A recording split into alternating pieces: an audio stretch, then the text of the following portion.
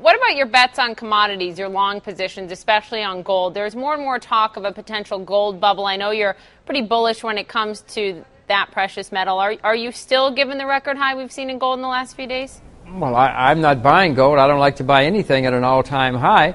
I'm not selling. Gold is going to go on for quite a long time. There will be a bubble in gold in the end, but that may be 2019. That's a ways away. Certainly most bull markets, long-term bull markets, end in hysteria and in bubbles. We will have that in gold someday down the road.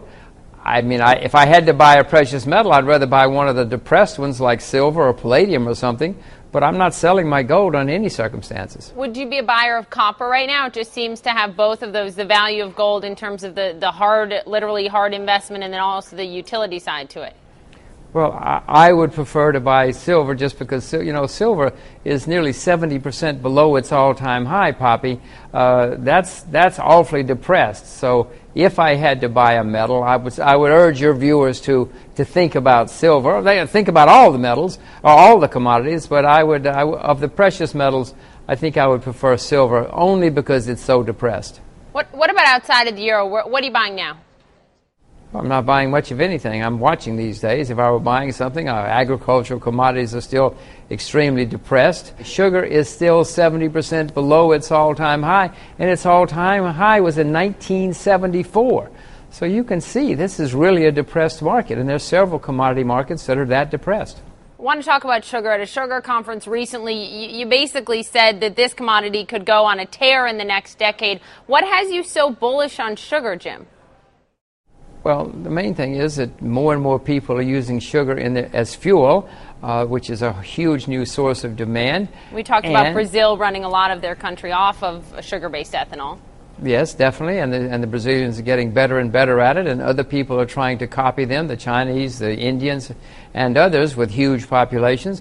And, of course, as nations become more prosperous, they like sweets. Nothing unusual about that. It's been going on for a few thousand years. You don't have to be some kind of genius to know that. And so there's more demand coming for sugar, and there's not much scope, Poppy, for increased production, not dramatic increased production anyway.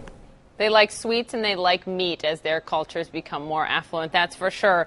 What about oil?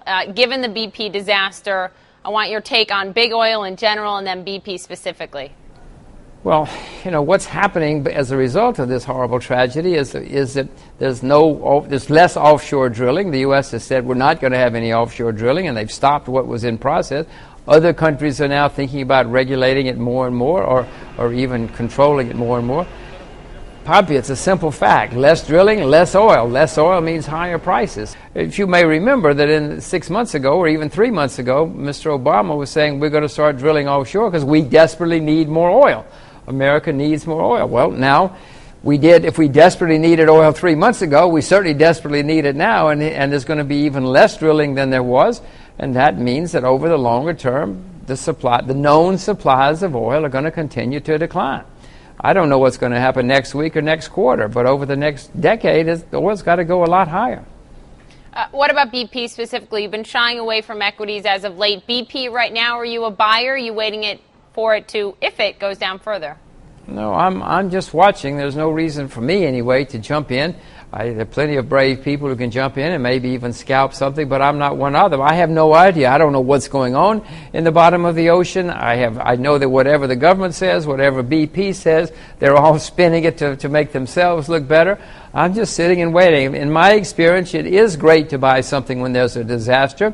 But in my experience also, there's usually plenty of time, even after the disaster comes to an end, there's usually time to buy into the problem. So I'm just watching.